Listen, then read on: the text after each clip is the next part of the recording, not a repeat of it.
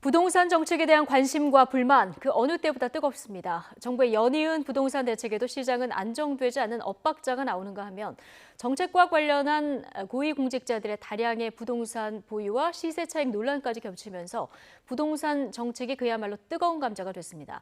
지난달 나온 6.17 부동산 대책의 후속 방안이 조만간 발표될 예정인데요. 자, 관련된 내용 취재 기자와 자세히 짚어보겠습니다. 자, 김여루 기자. 네, 경제부입니다. 예. 우선 많은 허점과 그로 인해서 지금 여론의 따가운 질타를 받고 있는 6.17 부동산 대책 이야기부터 좀 들어가 보면 금융권의 전세 대출 규제 이거 내일부터 시작이 되죠? 네, 그렇습니다. 6.17 부동산 대책에 포함된 전세 대출 규제가 내일부터 시행에 들어갑니다. 투기 지역과 투기 과열 지구에서 시가 3억 원이 넘는 아파트를 산 다음에 다른 집에서 전세를 살기 위해 전세 대출을 신청하면 받을 수 없습니다. 또 전세 대출을 받은 사람이 나중에 투기 지역과 투기 과열 지구에서 3억 원 초과 아파트를 사면 전세 대출이 즉시 회수됩니다. 전세를 끼고 집을 사서 시세 차익을 얻는 이른바 갭 투자를 막겠다는 취지에서 만들어졌는데요. 이를 위해 금융당국이 전세 대출 보증을 해주지 않는 대상에 투기 지역과 투기 과열 지구 내 3억 원 초과 아파트 구매라는 규정을 넣은 겁니다. 하지만 모든 경우가 다 포함되는 건 아닙니다.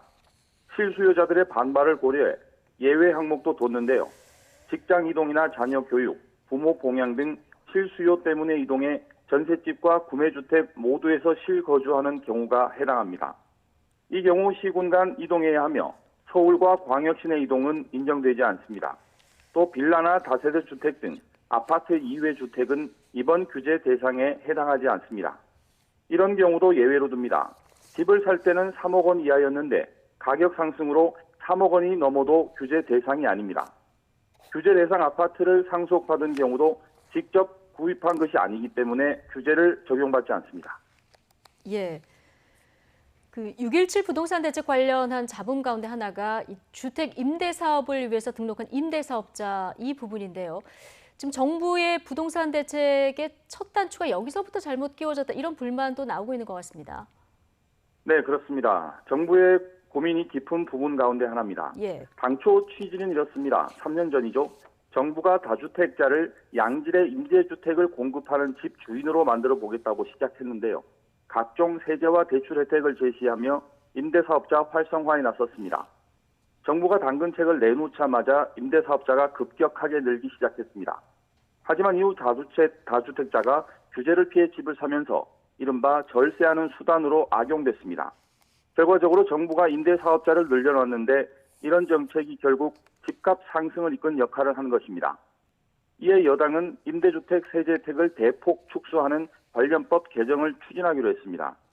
이러자 임대사업자들의 반발이 거세지고 있는데요. 청와대 국민청원 게시판에는 이와 관련한 이른바 임대차 3법을 반대하는 목소리들이 잇따르고 있습니다. 예. 정부가 임대사업자를 장려해놓고 갑자기 손바닥 뒤집듯 정책을 바꾸겠다는 것에 대한 불만입니다. 여기에 기존 임대사업자들의 혜택을 줄이는 법안까지 나오자 반발은 더 커지고 있습니다. 급기야 임대사업자들은 협의회를 만들어 목소리를 높이는 등 집단 행동에 나서기로 했는데요. 약속했던 혜택을 없애기로 방침이 정해지면 임대사업자들의 반발과 법적 대응은 물론 정책 실패에 대한 책임론도 불거질 전망입니다. 네.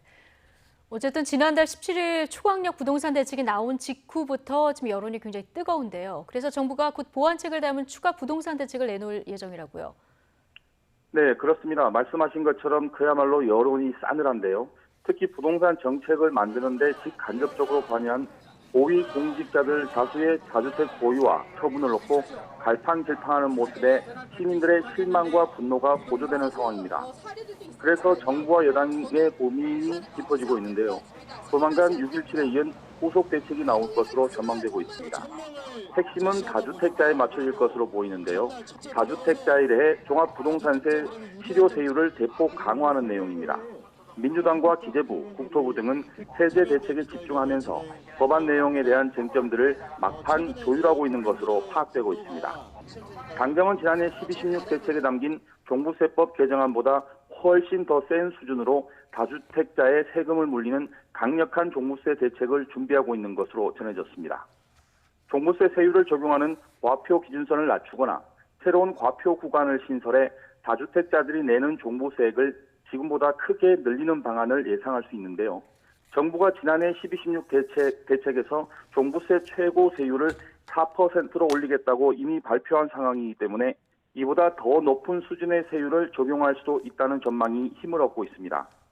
이와 함께 이번에 추가 규제 지역으로 지정돼 중도금과 잔금 대출 한도가 갑자기 줄어든 경우에 대한 보완책도 나올 예정입니다. 정부는 집값 안정과 실수요자들을 위해 주택 공급을 늘리는 것 또 한 축의 해결책으로 보고 다른 대책 마련에 고심하고 있습니다. 하지만 공급 확대는 부지 확보와 지자체 협의 등 검토 대상이 많아서 세제 개편안이 발표된 이후에 나올 가능성이 큰 것으로 점쳐지고 있습니다. 예. 자, 그럼 이런 내용을 담은 추가 대책이 언제 나오느냐, 이 시점에 대한 관심도 많은데요. 일정이 나왔습니까? 네, 말씀하신 대로 현재 상황은 부동산에 쏠린 시선이 엄청난데요. 갑론을박이 있지만 크고 작은 후속 대책까지 묶으면 이번에 나올 대책은 22번째입니다. 규제 지역을 늘리고 그러면서 대출을 옥죄고 세금을 올려 부동산 시장의 과열을 막겠다는 정책들이 줄을 이뤘는데요. 하지만 이런 정책의 실효성은 오래 가지 못했습니다. 집값은 안정되지 않았고 무주택자의 내 집 마련 장벽은 점점 높아졌다는 게 시장의 일반적인 평가인데요. 특히 이번 6.17 대책이 나온 직후 지금 아니면 영원히 집을 못 살 거란 불안 심리를 자극해 시장을 요동치게 했습니다.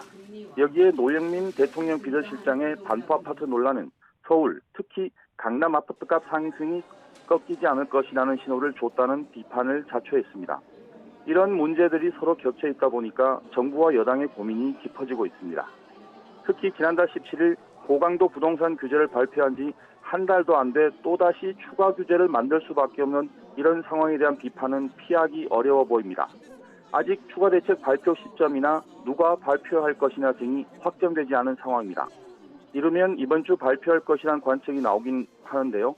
내용에 따라서 자칫 또 다른 반발을 불러올 수 있다는 우려가 나오면서 조율에 시간이 걸리는 겁니다. 또 연이은 부동산 대책에 따른 시장의 피로도 그리고 젊은 층, 무주택자들의 불만이 높아지는 상황이라서 정부로서도 신중을 기할 수밖에 없을 것으로 보입니다. 지금까지 경제부에서 전해드렸습니다.